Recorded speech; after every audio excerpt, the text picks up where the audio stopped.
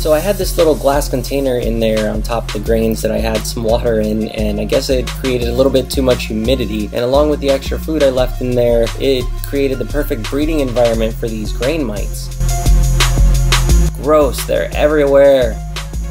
One of the biggest things that sucks about these guys is that they'll sit there and infest everything else in your house. As you can see here, the beetles have a couple of grain mites on them as well, since they're pretty much infested the whole container. I'm going to go ahead and clean it all out, and I'll show you guys how to do this.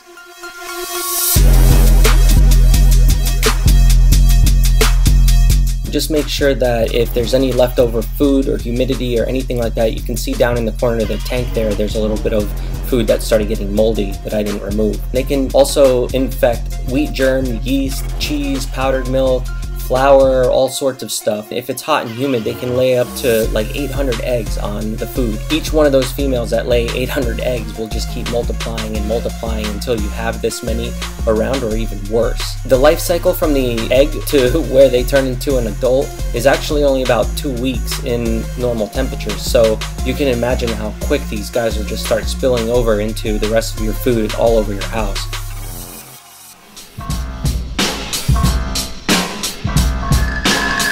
Here I'm setting up a little two-tiered house for them. They'll actually be able to live in here instead of the tank that they're in. I'm going to clean out that tank, and then I'm actually gluing a piece of screen down here to the bottom of this Tupperware bin where the eggs will be able to fall through the little holes on the screen. The beetles will end up staying inside. So I'll show you the rest of the setup for this. I ended up not having my hot glue gun, so I ended up just torching some of the hot glue sticks that I had with me and just rubbed it on the bottom there so that it would stick to the screen and the plastic. Hey, whatever works, right?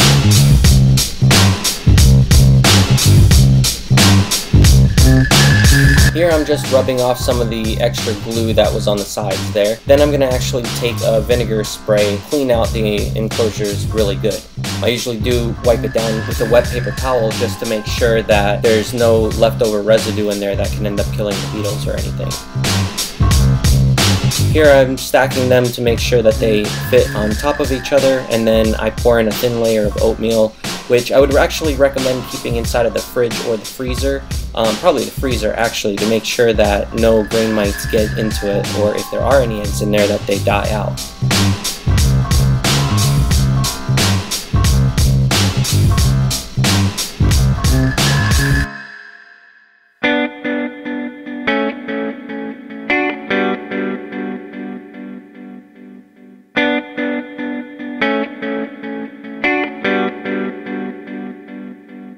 Bath time! Ah!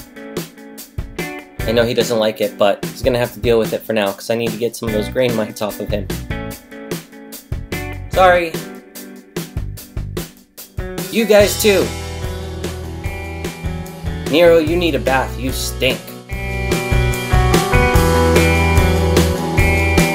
So there's basically no easy way to just kill all of the grain mites and make sure that they're all out of the food and the enclosure or the beetle. The last thing you want is to put the beetles back into the enclosure and then have the whole thing get infested all over again.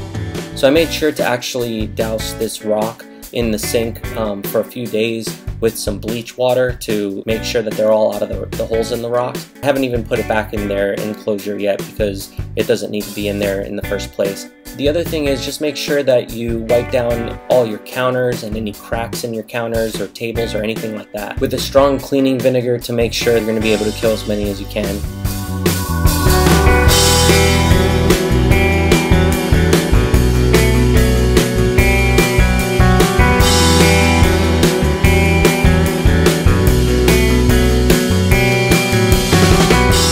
Of course, while I was trying to put them all inside of their new enclosure, one of them decided to go into one of the holes in the rock. I had to sit there and fight with him to try to get him out. It took me like a good half hour.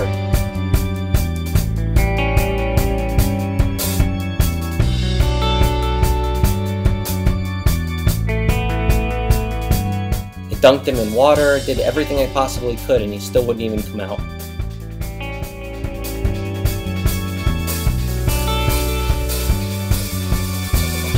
Luckily he finally came out and I was able to put him in his new enclosure.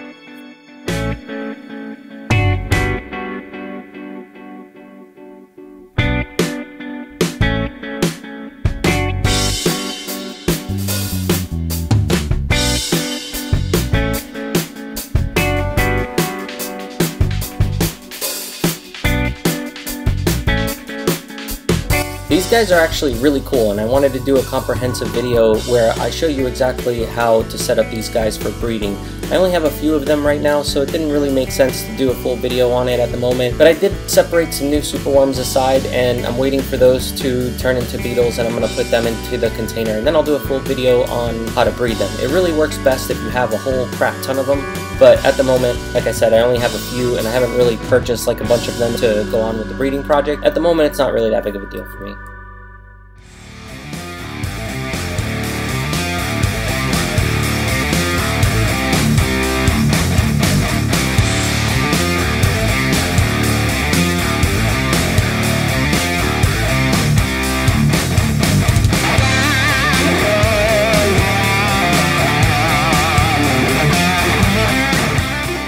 I'm sure these Moriel beetles will be a lot happier now inside of their new enclosure, and I even cut up a couple little pieces of PVC pipe so that they can have somewhere to hide in, and I'll keep checking back in the next week to make sure that I didn't miss any of the mites and that they didn't start infesting all of the grains again.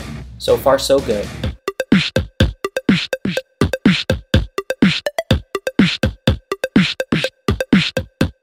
And thank you guys for watching. Make sure you leave a like in this video if you enjoyed it, and be sure to subscribe if you haven't already.